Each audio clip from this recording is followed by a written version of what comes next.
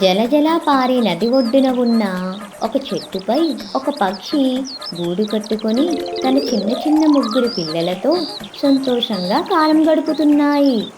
ఒకనాడు ఆ పక్షి తన పిల్లల మేత కోసం వెళ్ళి తిరిగి వచ్చే సమయానికి మూడు పిల్లలలో ఒక పిల్ల గూటి నుండి తల బయటకు పెట్టి బయట ప్రపంచం చూస్తుంది.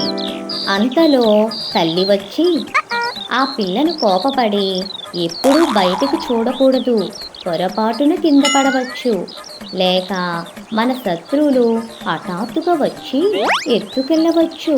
మీరు పెద్దయిన తరువాత నాలాగే బయటకు వెళ్ళవచ్చు అని ముద్దుగా మందలించింది. మరునాటి ఉదయం ఆ పక్షి మేతకు వెళ్ళింది. అమ్మ మాట లెక్క చేయకుండా ఆ పక్షి పిల్ల మరలా గూటి అంచుల వరకు వచ్చి బయటి వింతలను అదమరిచి చూస్తుంది. ఆ సమయములో పెద్ద గాలి వీయడంతో పట్టు తప్పి కాలు జారి నదిలో పడి కొట్టుకొని పోయి ప్రాణాలు వదిలింది.